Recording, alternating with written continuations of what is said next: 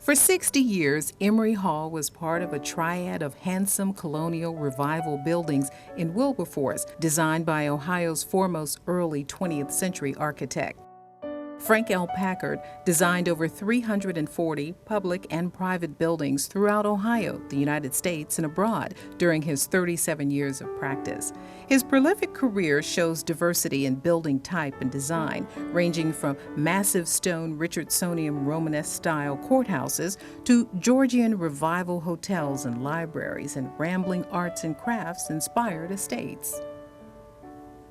Born in Delaware, Ohio in 1866, Packard studied architecture and engineering at The Ohio State University and the Massachusetts Institute of Technology. He came to Columbus in 1883, and many examples of his work can be seen on the Ohio State University campus and throughout the capital city.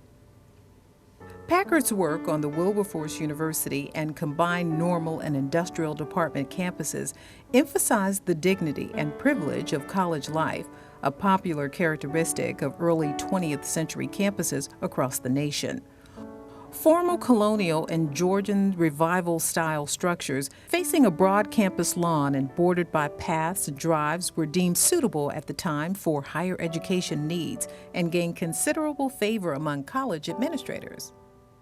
Many of the early examples of this style were women's dormitories, such as Emory Hall. For Keziah, Emory Hall to be built was a major accomplishment.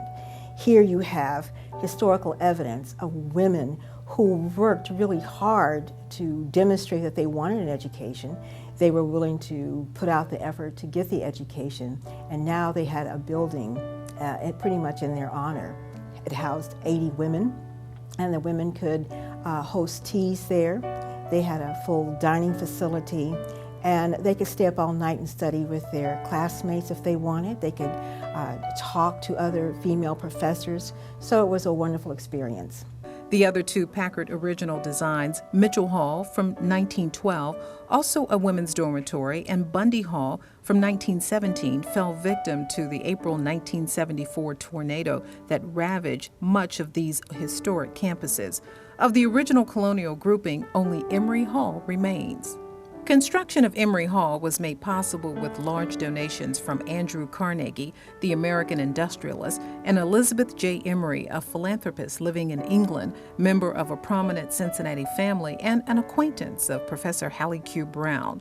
The philanthropist was an important factor in shaping many turn-of-the-century American college and university campuses.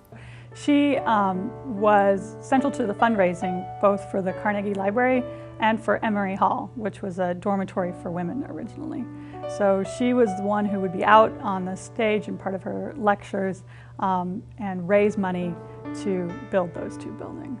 Emory Hall was completed in 1913 at a cost of nearly $50,000, including furnishings and fixtures. Upon its completion, Emory Hall invoked a sense of pride and accomplishment for both the university and the community at large. I just think it's so wonderful that the building has been preserved, restored, and is going to be in use again. I mean, it's a wonderful piece of tangible historical evidence that women really wanted an education, and that this building and what it stands for and what it stood for then is still a magnificent, beautiful building that can be used again. Wilberforce University President W.S. Scarborough wrote in his annual report in 1913, "We may congratulate ourselves on having this splendid dormitory for girls." He continued, "It is the equal to any of its kind in the state and possibly has no superior outside of it."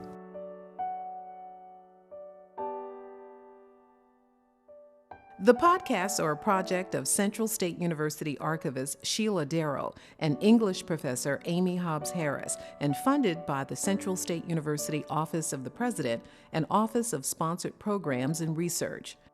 Visit the university website at centralstate.edu.